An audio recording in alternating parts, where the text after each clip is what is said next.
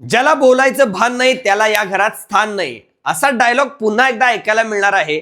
आता सध्याच big बॉसचा promo launch झाला आणि रितेश देशमुख अगदी थाटामाटामध्ये आणि मराठमोळ्या संस्कृतीमध्ये आपल्याला चालत येताना दिसतोय. आजूबाजूला ढोल ताशे आणि भरपूर गर्दी असं ग्रँड ओपनिंग असलेला प्रोमो रितेश देशमुखनं अपलोड केलेला आहे.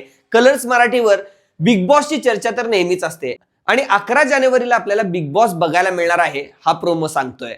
खरंच खूप जणांच्या उत्सुकता आता लागलेली आहे आणि बिग बॉस मध्ये काय होणार, कोण कंटेस्टंट असणार याचा सुद्धा आपण व्हिडिओ केला, तो व्हिडिओ नक्की बघा. तर दरवर्षी बिग बॉसचं टायमिंग होतं 9 आणि आता मात्र यावर्षी बिग बॉसचं टायमिंग 8 वाजता केलेलं आहे. त्यामुळे बऱ्याच प्रेक्षकांची नाराजी आपल्याला बघायला मिळते आणि तशा कमेंट सुद्धा यायला लागलेल्या आहेत.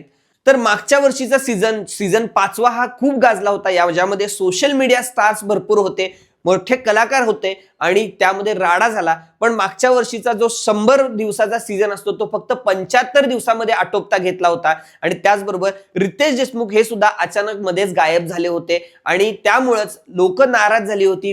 मेन टर्निंग पॉइंटवर ते नसल्यामुळं टीआरपी थोडासा कमी सुद्धा आला होता. पण इतर सीझनपेक्षा या सीझनचा, मागच्या सीझनचा टीआरपी खूप जास्त होता. पण यावेळी सुद्धा तसाच राडा होणार काय, तसाच कल्ला होणार काय, हे मात्र बघणं गरजेचं आहे. कमेंट सुद्धा खूप वेगवेगळ्या यायला लागलेल्या आहेत या प्रोमोवर.